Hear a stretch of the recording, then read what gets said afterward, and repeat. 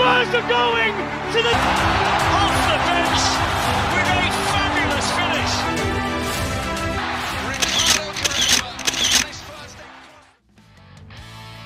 Dari Bernabeu ke Old Trafford, dari tanah kemenangan ke lautan keraguan, Casemiro datang bukan untuk sekedar menua, tapi untuk membuktikan bahwa usia hanyalah angka dan dedikasi tak lekang waktu. Namun saat semua orang bersorak menyambutnya, dunia justru bertanya, apa kamu datang karena sejarah atau karena lembaran uang? Casemiro bukan pemain biasa.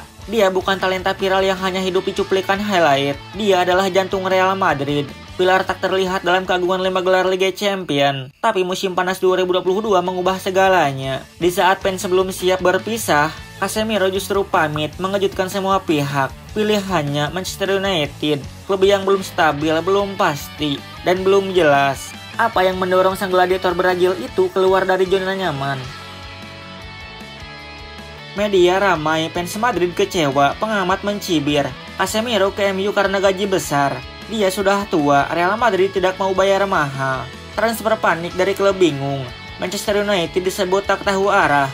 Sir Jim Ratcliffe, investor baru pun bertanya, apa kita baru saja buang uang ke veteran berumur 30-an? Tapi bagi Casemiro ini bukan sekedar uang. Saya ingin tantangan baru, katanya.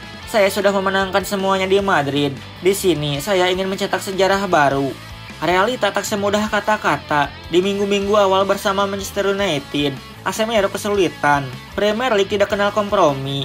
Intensitas tinggi, lawan fisikal, jadwal brutal, bahkan fans sempat khawatir. Apa ini transfer gagal? Tapi Ten Hag bersabar.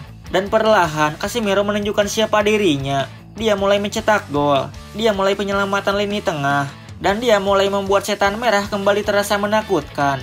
Casemiro bukan hanya adaptasi, dia menguasai. United naik ke peringkat ketiga, mereka menjuarai Piala Carabao Cup. Dan Casemiro jadi motor utama. Dia adalah pemutus serangan lawan, dia adalah pengatur tempo. Dan saat dibutuhkan, dia juga jadi pencetak gol penting.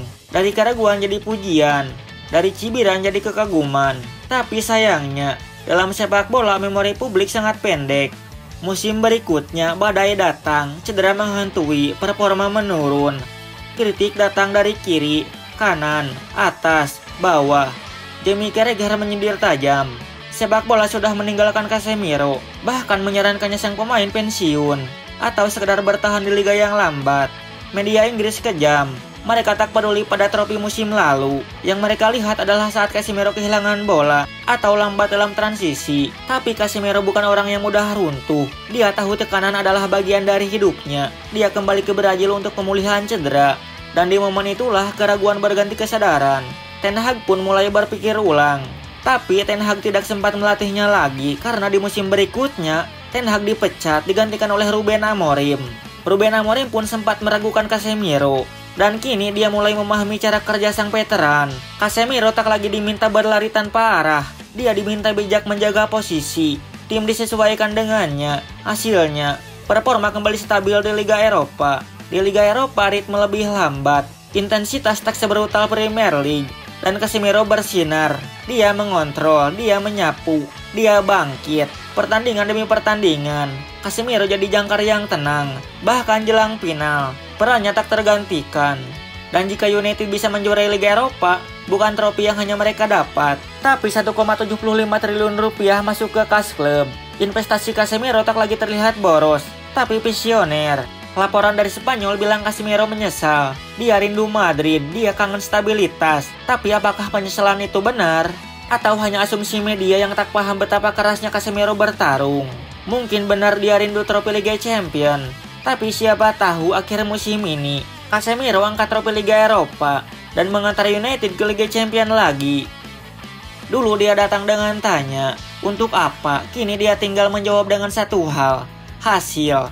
Casemiro bukan anak muda penuh energi, tapi dia gladiator penuh dedikasi. Mungkin sepak bola modern bergerak terlalu cepat, tapi selama masih ada ruang untuk pemain bijak dan tangguh, Casemiro akan terus berdiri di lini tengah, di antara kritik, dan di balik sejarah yang sedang ditulis ulang. Ini bukan soal usia, ini soal warisan.